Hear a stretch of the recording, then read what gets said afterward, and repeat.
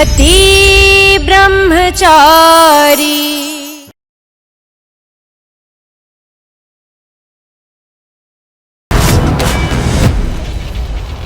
ഒരുപക്ഷെ പട്ടി അതിന്റെ ഏറിയ വിട്ടിട്ട് സിംഹത്തിന്റെ ഗുഹയ്ക്കകത്തോട്ട് വന്നെന്ന് വെച്ചേക്ക്. അതിനുശേഷം അത് കരയ്ക്കാൻ പാടില്ല, അല്ലെങ്കിൽ അതിനായിരിക്കും കൂടുതൽ പ്രശ്നം. ഒച്ചയൊന്നും ഉണ്ടാക്കാതെ നിന്റെ ഈ ടെമ്പോ എടുത്തിട്ട് ഏറിയ വിട്ടതിനെ പോയേക്ക്. ഈ സൂരജ് അവന്റെ ശത്രുക്കൾക്ക് രണ്ടാം അവസരം തരുന്ന ശീലമില്ല. ആദ്യം നീ ഇവിടുന്ന് ജീവനോടെ പോയാലല്ലേ രണ്ടാം ഊഴത്തിനെ കുറിച്ചൊക്കെ പറയാൻ. സൂരജ് അവന്റെ ചാവി എപ്പോഴും അവന്റെ കൂടെ തന്നെ വെച്ചേക്കും. ധൈര്യം ഉണ്ടെങ്കിൽ വാ, എന്റെ ടെമ്പോ ഇവിടുന്ന് മാറ്റിക്കാണും. അടിപൊളി ചേട്ടാ, നിങ്ങൾ കലക്കിയല്ലോ.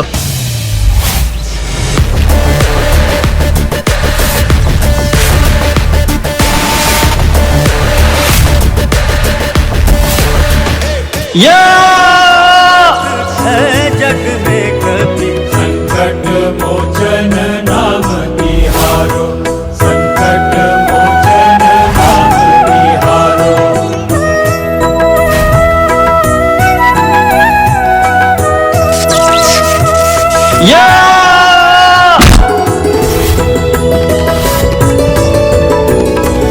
अंगद के संग ले गए सिया, खोज कपी से यह बैन उठाए, जीवत ना बची हो।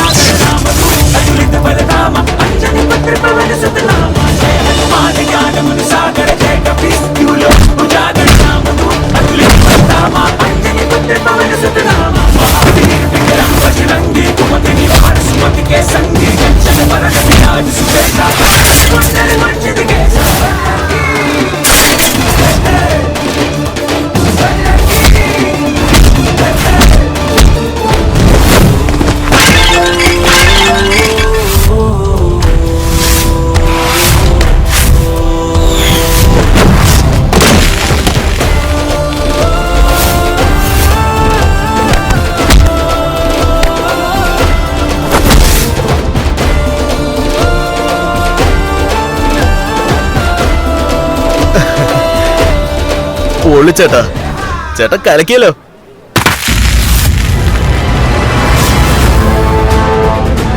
ഇവരുടെ കയ്യിൽ നിന്ന് നീ രക്ഷപ്പെട്ടു, എന്റെ അടുത്തുനിന്ന് എങ്ങനെ രക്ഷപ്പെടും? അയ്യോ ചേട്ടാ, ഒരു സ്ത്രീ.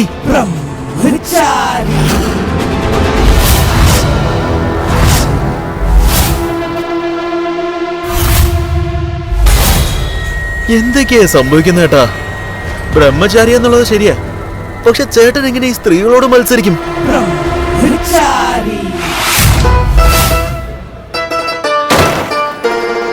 ഞാനൊരു പെണ്ണാണ്, നീയാണെങ്കി ബ്രഹ്മചാരി. ഞാനിപ്പോ ഈ താക്കോലെടുക്കുന്നത് നിനക്ക് എങ്ങനെ തടയാൻ പറ്റും?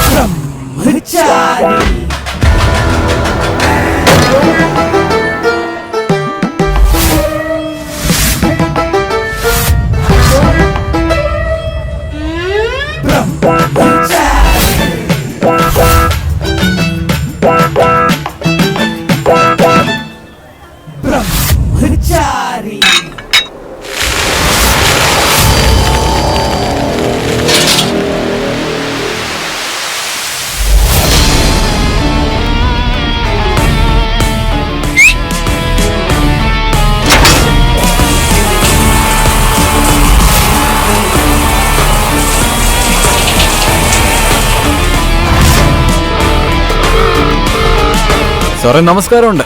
സൂരജ്, നിന്റെ ശബ്ദത്തിൽ വിജയത്തിന്റെ ഒരു രുചി അറിയുന്നുണ്ട്. ഇതിനുശേഷം മനോഹർ പാൻ മസാല ടെമ്പോ നമ്മുടെ ഏരിയയ്ക്ക് അതൊരു പ്രവേശിക്കില്ല. നിന്റെ സാന്നിധ്യമുണ്ടെങ്കിൽ ഗുലാബിനെ ശല്യപ്പെടുത്താൻ ആരും തന്നെ വരില്ല. തീർച്ചയായിട്ടും സാറേ.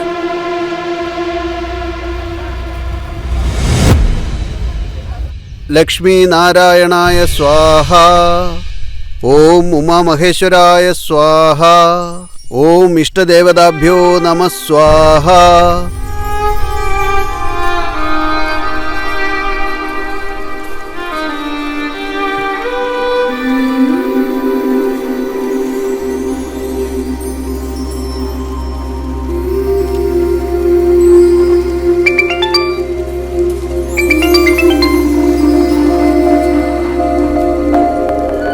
സ്വാഹ. വീണ്ടും രക്ഷപ്പെടാൻ ശ്രമിച്ചിരിക്കുക. പക്ഷെ എങ്ങനെ ഞങ്ങൾ പിടികൂടി?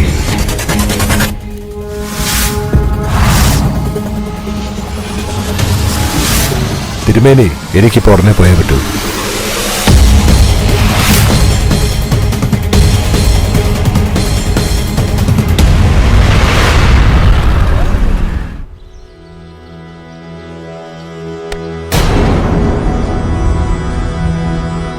നീ എന്തായി ചെയ്യുന്ന ഈശ? ഞാൻ എന്ത് ചെയ്യാന്ന് നീ കാണുന്നില്ലേ? ആരും ഒന്നും കഴിച്ചില്ലെങ്കിൽ അമ്മയുടെ ആത്മാവിന് എങ്ങനെ ശാന്തി കിട്ടാനാ? മരിച്ചവരുടെ ആത്മാവിന് ശാന്തി കിട്ടാനാണ് എല്ലാവരും പൂജ ചെയ്യുന്നത്. പക്ഷെ എന്റെ അമ്മ ജീവനോടെ ഉണ്ട്.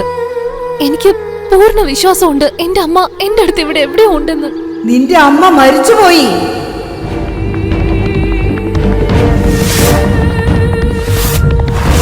നിന്റെ അമ്മ ഒരുത്തി ഉണ്ടല്ലോ, ഈ കുടുംബത്തിന്റെ പേരും പ്രശസ്തിയും നശിപ്പിച്ചിട്ട് പോയി. നിന്റെ അമ്മ ഉണ്ടല്ലോ, ഈ കുടുംബത്തിനെ കുറിച്ച് ദുഃഖിച്ചിട്ടില്ല. നിന്റെ അപ്പനെ ഓർത്തും അവൾ വിഷമിച്ചിട്ടില്ല. ദൈവം നിന്റെ അമ്മ ചെയ്ത തെറ്റിന് ശിക്ഷ കൊടുത്തിരിക്കുന്നു. ഏതോ ഒരുത്തി എന്റെ കുടുംബത്തിന്റെ പേര് നശിപ്പിച്ചോ, അങ്ങനെ ഉള്ളവൾക്ക് വേണ്ടി എന്റെ മകൻ അവളുടെ ആത്മാവിന് ശാന്തി അടയാൻ വേണ്ടി പൂജ ചെയ്യുന്നു. ഇത് മതിയായില്ലേ നിനക്ക്? നീ എന്താ ചെയ്യുന്നേ? അവളെ ജീവനോടെ കൊണ്ടുവരാൻ നോക്കുന്നോ? ഇത് നോക്ക്, ഇതിന് ശേഷവും നീ അവളെ കുറിച്ച് എന്തെങ്കിലും സംസാരിച്ചോ, ഞാൻ എന്ത് ചെയ്യുന്നു നിനക്കറിയത്തില്ല. മനസ്സിലായോ?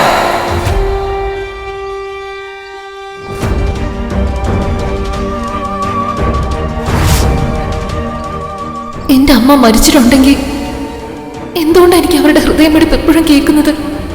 എന്തുകൊണ്ടാണ് അമ്മ ഇപ്പോഴും ജീവനോടുണ്ടെന്ന് എനിക്ക് തോന്നുന്നത്? എന്റെ അടുത്തുനിന്ന് ഓടി രക്ഷപ്പെടാനുള്ള ധൈര്യം നിനക്ക് ആരാടി തമ്മേ? ഞാനിവിടെ ജനങ്ങളെ മാത്രം ഭരിക്കുന്നവനല്ല, അവരുടെ ജീവിതത്തിലെ തീരുമാനവും ഞാനാ എടുക്കുന്നത്. ഇനിയിപ്പൊ നിനക്ക് നിന്റെ ഇഷ്ടപ്രകാരം ജീവിക്കാനും സാധിക്കില്ല, അതേപോലെ മരിക്കാനും സാധിക്കില്ല. നിന്റെ ഭാഗ്യത്തിന്റെ തീരുമാനങ്ങൾ ഇപ്പൊ എന്റെ കൈകളിലാണ്. ഞാനാണ് ഇനി നിന്റെ ദൈവം. ഞാൻ ദൈവം ഒരിക്കലും ഇത്ര ക്രൂരനായിരിക്കില്ല. അച്ഛനെ സന്തോഷിപ്പിക്കാൻ വേണ്ടി ഓരോ വർഷവും ഈ ഒരു ദിവസം അമ്മയ്ക്ക് വേണ്ടിയുള്ള ഈ പൂജയ്ക്ക് ഞാൻ പങ്കെടുക്കുന്നുണ്ട്. പക്ഷെ ഉറപ്പായി എന്തെങ്കിലും ഒരിക്കൽ തീർച്ചയായും എന്റെ അമ്മയെ ഞാൻ കണ്ടുമുട്ടും. എന്റെ അമ്മയുടെ മുമ്പിൽ വന്ന് ഞാൻ നിൽക്കും. അപ്പൊ അമ്മ എന്നെ ചേർത്ത് പിടിക്കും.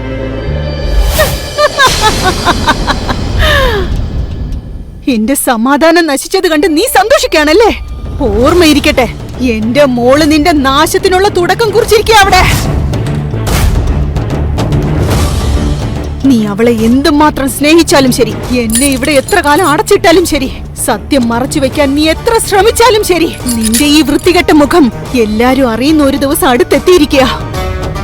അന്ന് ഞാൻ നിന്റെ കൂടെയുള്ള ഈ ബന്ധം, പിന്നെ നീ ഇട്ടിരിക്കുന്ന ഈ വിലങ്ങും രണ്ടും ഞാൻ മുറിച്ചു മാറ്റും. അതിനുശേഷം അവൾ എല്ലാവരോടും പറയും അവളുടെ അമ്മ ഇങ്ങോട്ട് ഒളിച്ചോടിയിട്ടില്ലെന്ന്. എന്റെ അമ്മ ഒരു തെറ്റും ചെയ്തിട്ടില്ലെന്ന് അവള് തെളിയിക്കും.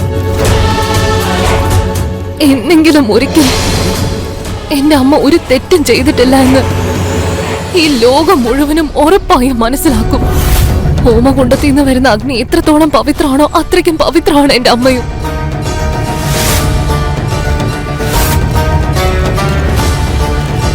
രാമരാമ,